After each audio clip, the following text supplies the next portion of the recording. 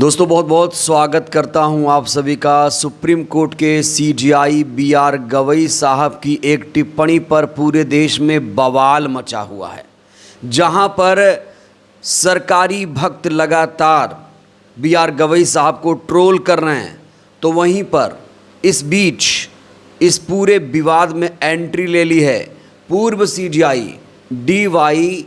चंद्रचूड़ साहब ने।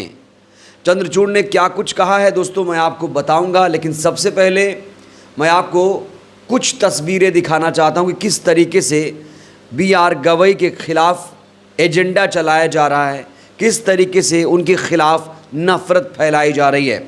सबसे पहले आप इस तस्वीर को देखिए, इस तस्वीर को देखिए। मैं सिर्फ आपको यहाँ पर सैंपल दिखा रहा हूँ, मैं हज़ारों ट्वीट या फिर सबूत यहाँ नहीं दूंगा। एक सैंपल मैं आपके सामने रख रहा हूं, इस सैंपल को देखिए कि जो लोग बी.आर. गवई से नफ़रत कर रहे हैं उनकी मानसिकता क्या है, वो क्या सोचते हैं बी.आर. गवई के बारे में। यहाँ देखिए तस्वीर, यहाँ लिखा है मेरिट वर्सेस फ्री लोडर। ये देख रहे हैं आप घृणा कैसे फैलाई जा रही है, मेरिट वर्सेस फ्री लोडर। एक और कथन यहाँ पर देखा जा रहा है कि merit and reserved B R. Gavai, difference between merit and reserved B R. Gavai.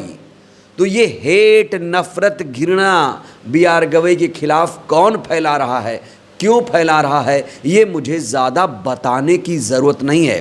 दोस्तों ये तो आपको याद ही होगा कि बी.आर. गवई ने पिछले दिनों एक याचिका पर सुनवाई करने के दौरान एक टिप्पणी कर दी थी, भगवान पर एक टिप्पणी कर दी थी। दरअसल एक याचिका मध्य प्रदेश के खजुराहो से आई थी, जहाँ पर भगवान विष्णु की मूर्ति बताई जा रही है, वो टूट गई थी, खंडित हो गई थी। पिछले 77 सालों से वो मूर्ति खंडित है और उसी की मरम्मत के लिए, रिनोवेशन के लिए याचिका सुप्रीम कोर्ट में लगाई गई थी।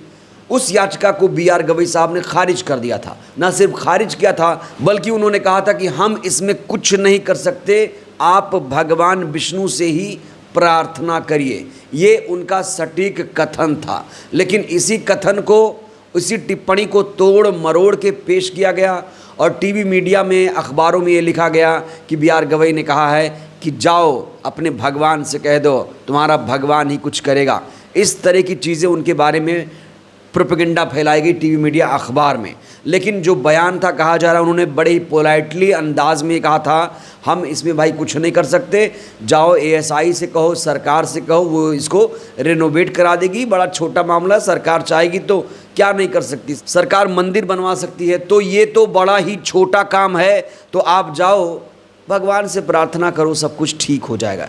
इस लहजे में उन्होंने कहा था, लेकिन उनके बयान को तोड़ मरोड़ के पेश किया गया। उसके बाद बी.आर. गवई साहब को भी सफाई देनी पड़ी थी।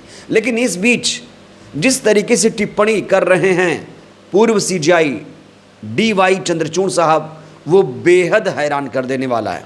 एक टीवी इंटरव्यू के दौरान डी.वाई. चंद्रचूड़ ने बी.आर. गवई के बारे में जो कुछ कहा दोस्तों, उससे कई सारे सवाल खड़े हो रहे हैं। सबसे पहले बिना देर के आप ये वीडियो देखिए। See, the Muslims, again, because you are Hindu, this seemed to be an exclusionary act where you were saying, in essence, that you sought religious guidance as a Hindu to decide what to do in a court of law. Steve, I make no bones of the fact that I'm a man of faith. Our constitution does not require you to be an atheist to be an independent judge, and I value my faith.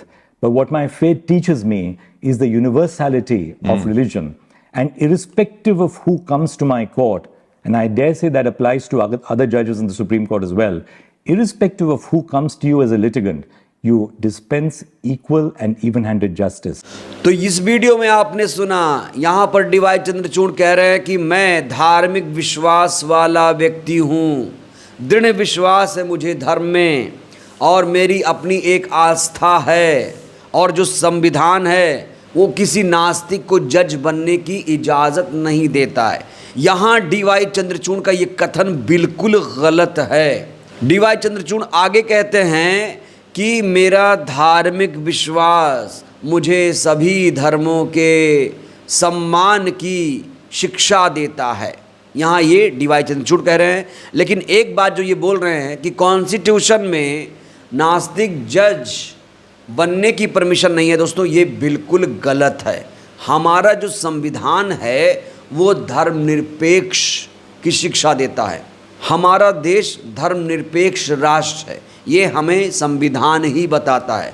और यहाँ D.Y.. Chandrachud ने निशाना साधा है खास तौर से B R. Gavai पर, क्योंकि बी.आर. गवई की टिप्पणी से डी.वाई. चंद्रचूड़ कहा जा रहा है बड़े आहत हो गए हैं, इनको भी बहुत गहरा आघात पहुंचा है और अब ये बी.आर. गवई पर हमला बोल रहे हैं, लगातार ये इंटरव्यू दे रहे हैं और इस समय ये सरकार को खुश करने की पुरजोर तरीके से कोशिश करते हुए डी.वाई. चंद्रचूड़ नज़र आते हैं। जो चीज़ संविधान में नहीं है उस चीज़ की व्याख्या यहाँ पर डी.वाई. चंद्रचूड़ क्यों कर रहे हैं, क्यों यहाँ पर एथीस्ट की वो बात कर रहे हैं। भाई कोई किसी को किसी ईश्वर को माने ना माने, ये किसी व्यक्ति का अपना पर्सनल मैटर है। यहाँ पर धार्मिक आस्था या नास्तिक की व्याख्या करने की डी.वाई. चंद्रचूड़ को क्या ज़रूरत थी। तो जो भी ये वीडियो देख रहा है हर कोई हैरानी जता रहा है। और दोस्तों इससे पहले भी डी.वाई. चंद्रचूड़ की कई हरकतों को लेकर सवाल खड़े हो चुके हैं।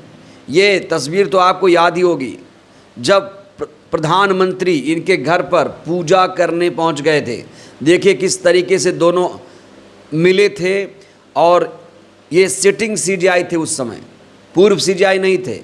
जब ये सुप्रीम कोर्ट के सीजीआई थे तब प्रधानमंत्री इनके घर पर पहुंचे थे और तभी से इनकी निष्पक्षता पर सवाल खड़े होते रहे हैं।